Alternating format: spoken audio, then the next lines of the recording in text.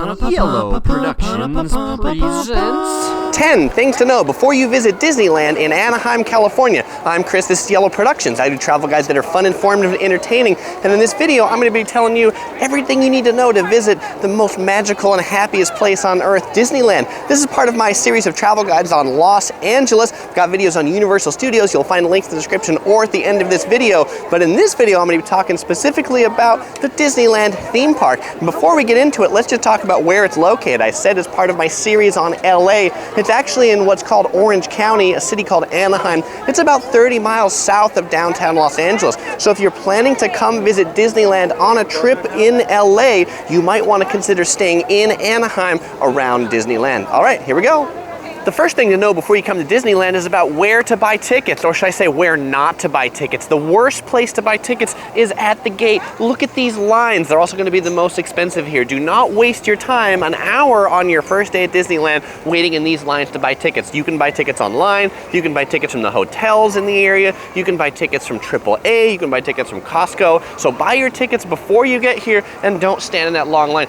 This is the happiest place on earth. None of those people look happy. This is not the way you want to be starting your trip. Okay, there is only one reason why you'd want to buy your ticket here, and that is if you're buying an annual pass and you're coming on a blockout day. If you're coming on a blockout day like July 4th or Christmas or a Saturday, you can actually buy the annual passes that are blocked out here, and they'll give you what they call a blockout exception, and then you can go into the park on the day you bought the annual pass, even though it's not valid on that day. The second thing to know before you come to Disneyland is about the park layout. So Disneyland, what this park is named after, is right behind me. It's a theme park that's been here for a very long time, but there's a second theme park over this way. This is called Disney California Adventure. California Adventure is another theme park that's based upon kind of a fairground type experience. We'll talk more about that later. And then over this way, where the ticket booths I was standing, walking this direction, is downtown Disney. We'll talk more about downtown Disney later. And then there's a couple hotels that are over there.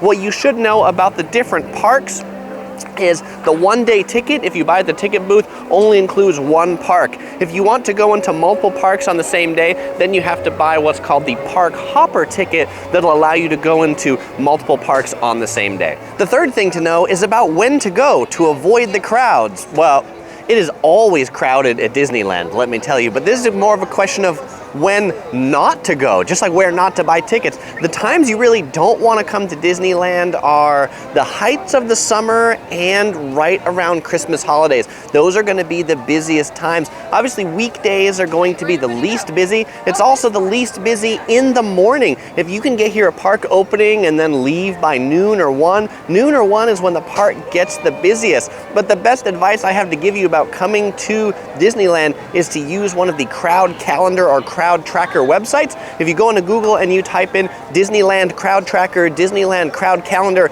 you'll find these sites that'll tell you what days are good and what days are not good. And these sites are surprisingly accurate. The only thing they don't take into consideration is weather. So I will tell you, if it is a rainy day, that is the best day to come to Disneyland. You'll find it won't be very busy. Almost the worst day to come to Disneyland is the day after a rainy day, because now you have about 2 days worth of people all in the park on the same day. But just be prepared for crowds and people. It is the happiest place on earth, so lots of people want to come to be happy. Now let's talk about food. You definitely need to know about food before you come to Disneyland, and my favorite thing to eat at Disneyland is Earl of Sandwich. It's in downtown Disney. I think they make some of the best hot sandwiches ever. I like the Earl's Club. It's got turkey, bacon, some things, and they like toast it right when you order it. Super delicious. Sandwich, chips, and a drink is $12, which is pretty reasonable for food at Disneyland. You should know food at Disneyland is pretty expensive. You'll pay a premium to eat here. I think the most inexpensive things are around downtown Disney, but we'll talk about more about food inside the park inside the park. So let's head over there. My other favorite spot in downtown Disney for cheap eats is Ralph Brennan's Jazz Kitchen Express. Pretty good gumbo, po' boys, and beignets. My favorite place to eat inside Disneyland is in the Plaza Inn. What is the Plaza Inn's specialty? Fried chicken. Today it's a chicken wing platter, $17. I like the fried chicken dinner. It's about $17. 3 pieces of fried chicken, biscuit, green beans, mashed potatoes with gravy. A good wholesome meal you don't often get in theme parks. Come inside, let me show you what this place looks like. It's this old, historic looking building.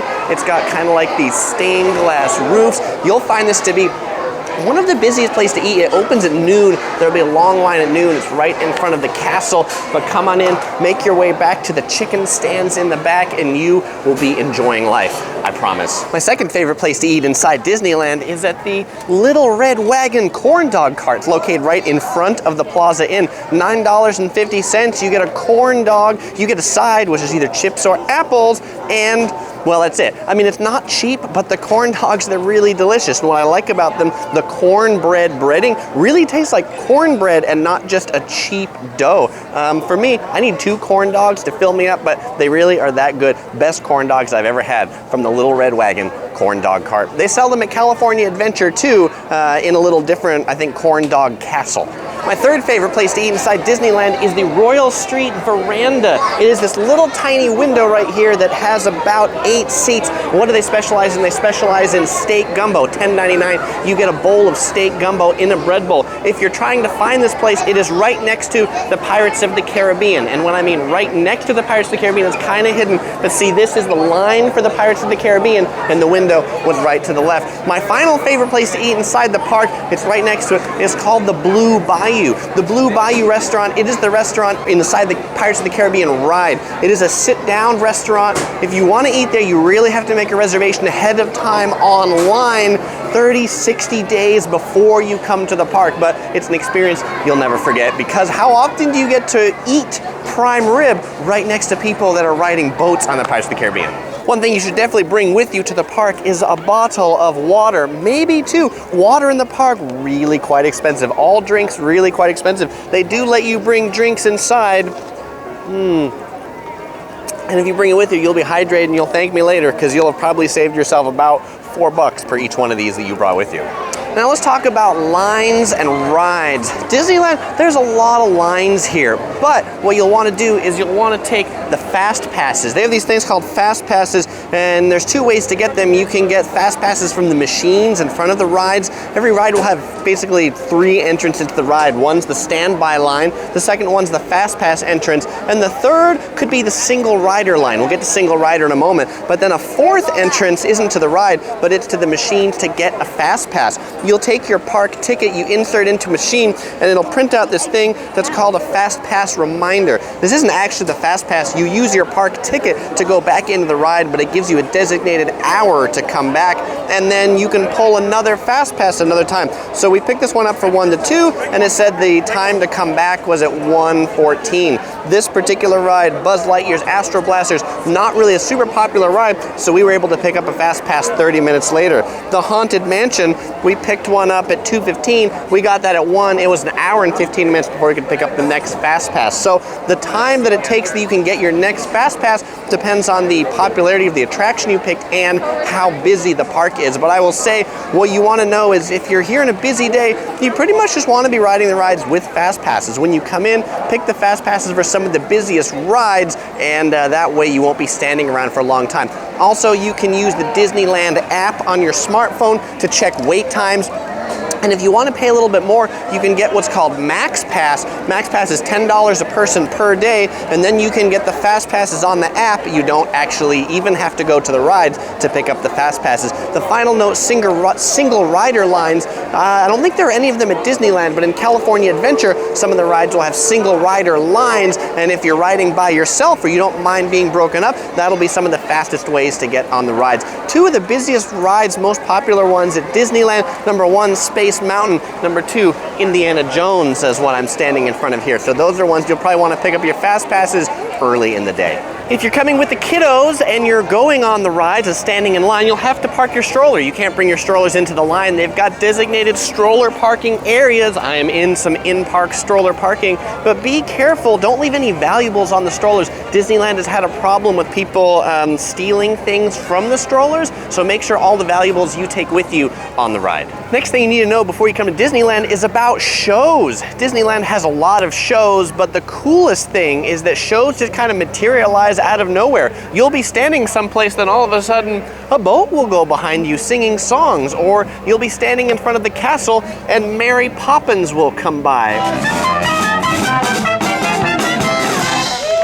Or you'll be standing someplace and a marching band will come by, and Disney has a way of taking a marching band and actually turning it into a show.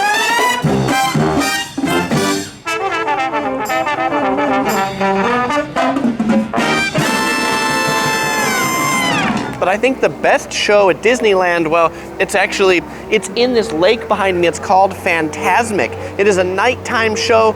On busy days, they do it twice a night. The second show will be the least busy, but if you're here, you should definitely check it out. They do fireworks over the castle, and they have another great nighttime show over at California Adventure called World of Color. You should also know that they offer dining packages along with these shows, so if you want to get a reserved seat, you can go online, Disney's website, book a dining package like at the Blue Bayou. It'll include dinner and one of these fast passes for reserved seating or reserved viewing area at the nighttime show. If you're coming to Disneyland, you might plan to do some shopping. Disneyland has a lot of gift shops. I think some of the coolest ones are in the New Orleans area, just around the Blue Bayou and outside of the Pirates of the Caribbean. OC Girl, she really loves shopping here, and one of the stores here is this great dress store. Look at that, cool dresses. But I think that's the great thing about Disneyland is that the stores, they're not just crappy souvenirs, but actually they have really neat things in the shops. They're kind of pricey, but a lot of shops have unique things. So spend some time, explore the different gift shops in the different lands. You'll find different things almost in each one of them. Last resort in downtown Disney, there's a huge World of Disney shop that has a lot of the things you'll find in a lot of the stores, but not all of them. You'll have to check out each one of them throughout the park. I promised I'd get back to downtown Disney, and so here we are. Downtown Disney, it is a shopping and restaurant promenade. It connects California Adventure Disneyland to the Disneyland Hotel, which is the direction that I'm walking. So if you're looking for sit-down restaurants at normal prices or things like that, check out Downtown Disney. The Downtown Disney area does not require any admission, so it's free to come into Downtown Disney. So if you're coming into Disneyland for a few days, you've got like an evening at the beginning or a morning on the last day, great time to check this out. Also at park closing, Downtown Disney is typically open later. In Downtown Disney, there's also a movie theater, so you can watch AMC movies, and just over this way, right here, is the monorail station. You can take the Disney monorail. I'm going to spin around this way so you can see it. It stops right here. The Disney monorail will pick you up here and take you into Disneyland Park. So that's a quick way to get in. And then there's two hotels that are in downtown Disney. Right here is the Disneyland Hotel, and then there's also the Grand Californian Hotel. If you stay in the Grand Californian Hotel, that one has a special entrance that will take you into California Adventure just for hotel guests. Well, hey, that's it. I hope you enjoyed this video. Now you know everything you need to visit Disneyland. If you enjoyed this video, you'd like to see more of them like it every Sunday, every weekend, please click the subscribe button below or this yellow ball right here, or click here or here to watch some of our other videos from LA. You might like this one. It's a 10 things to know about going to Universal Studios Hollywood, the other big theme park in the area. All right, bye-bye.